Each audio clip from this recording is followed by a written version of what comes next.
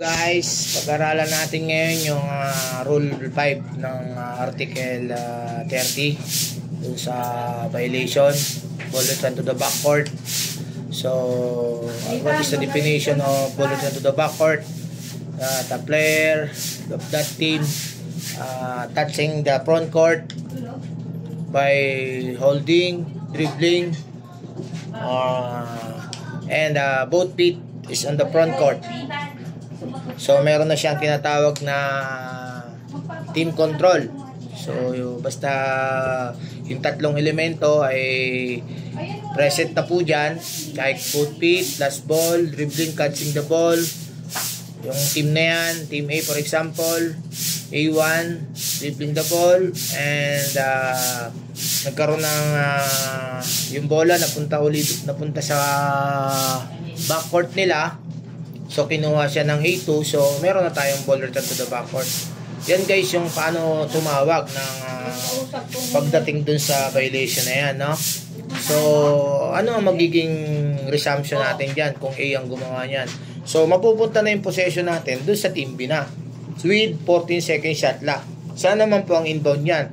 Ang inbound natin mga kapitos, dun sa may nearest instruction, no?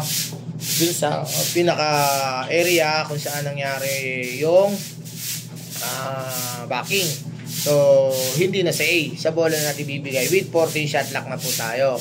Kahit na nangyari po that time may 18 yan, hindi po siya mariretain kasi may change possession na po tayo. So yun po yung mga tinanong ng iba na ano po yung magiging shot clock, ilan po ang magiging shot clock kapag backing po yung tinawag. So 14 seconds lang po tayo mga kapitos for the clarification of all, no? So para uniform po tayo, yun po yung ating gagawin pagdating ng violation ng backing. So kapag nangyari naman po ay A1, may team control ng team A, nasa front court na po nila, biglang natapik po ng B1, bumalik po yung bola doon sa backcourt.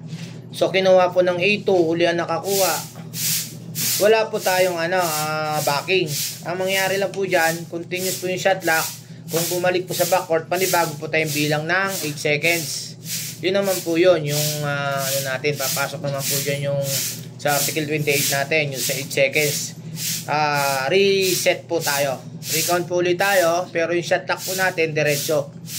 Para hindi po kayo masyado malito po, no? So kapag nagkaroon po ng deflection ng depensa, pero kung wala naman pong ganon at sila pa rin po yung nakakuha, magkakaroon po tayong violation according dun sa rule 5 natin ng violation sa article 30 po natin. Ball return to the backcourt na po tayo. Okay guys, maraming salamat and God bless you all.